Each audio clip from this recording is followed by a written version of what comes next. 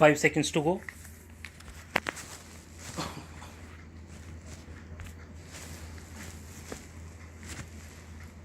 Start. I am thankful to you for having given me this opportunity long last to say a few words on the budget. Already much has been said, and I think the finance minister has come in for his share of congratulations as well as criticisms. So there is not very much to say, but I should like to say a few words.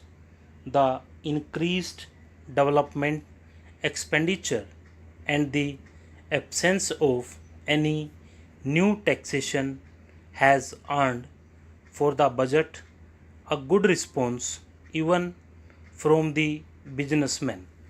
I specially welcome the relief given to the middle classes by raising the exemption limit of income tax in respect of personal income.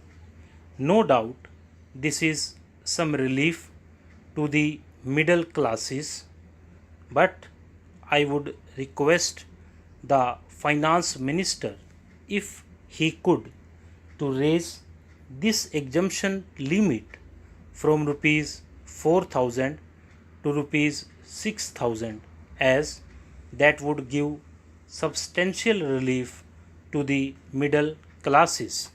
I am indeed glad that the Taxation Inquiry Commission has been appointed with Dr. John Mathai as the chairman, and I am sure that many of the vexed problems may be solved through this commission.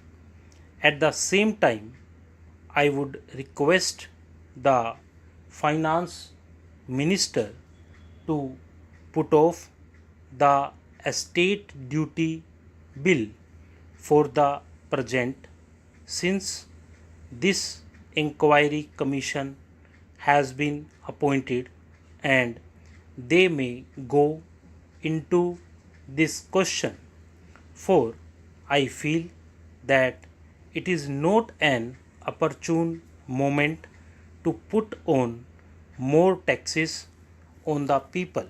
Already, as Mr. Gadgil has pointed out, there are so many taxes on the people. The people are overburdened by taxes and they are just trying to recover their stability. So, in regard to estate duty, I would ask him to consider about it. My reason for asking it to be postponed is, as I have said, that the people are still facing economic distress, and then our government is not able to offer the amenities which other countries have, where the estate duty exists, such as free compulsory education for children, free medical aid, homes for the poor and the destitute, old age pension, etc. So, my humble suggestion is that this point may be considered by the Taxation Inquiry Commission. I agree that there is a brighter side of the picture, and that instead of continually harping on our poverty, we should also see the bright side. We are making encouraging progress towards laying the foundation of a welfare state. With the cooperation of all and the implementation of the 5-year plan, I am sure, sir, that we should be able to lay the foundations and fulfill the dreams of India. It is indeed encouraging to know from the finance minister that there is a tendency of lowering food prices all over the world, and in that case the prices in our country too would be lowered. Regarding defense, for obvious security reasons, I do not agree with my friends who say that the expenditure should be curtailed. It is not advisable to take any undue risks and slacken the defense arrangements. Indeed, defense is one of our valuable assets, although strange to say, there seems to be adverse opinion in some quarters.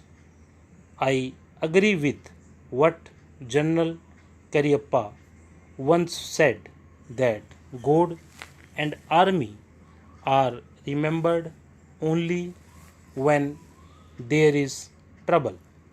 The army consists of the most disciplined and loyal set of young men.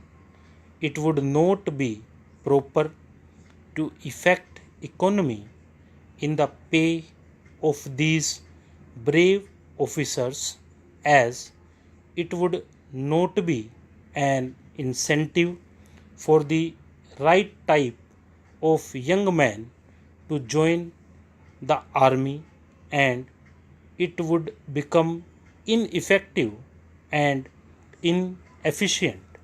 I believe already officers who were drawing rupees 1400 as their pay are now getting only rupees 700 and about rupees 100 as allowance. That is, they are getting about half of what they were getting before. It is very hard for those officers on field duty to establish separate establishments for their families and for their children, and I would specially appeal to the finance minister to see that the family allowances may be restored to those officers who are on field duty. Economy in army could be effected in other ways. There is scope for more efficient operation of defense industries, which process seems slow, and by purchase policy of utilizing goods and stores indigenously manufactured.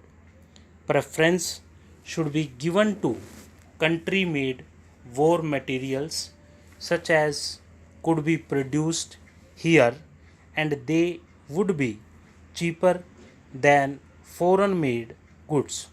I may also suggest that the armed forces who are not on field service or under any operational commitments could be utilized for giving military training to the youths in schools and colleges, which would teach discipline and loyalty. The university authorities should make military training as part of their compulsory education, just as they have adopted social, domestic, and political sciences. The National Cadet Corps is already inculcating military training in some universities such as Bombay and Calcutta. But if military training is made compulsory for our university students, it will go a long way. So,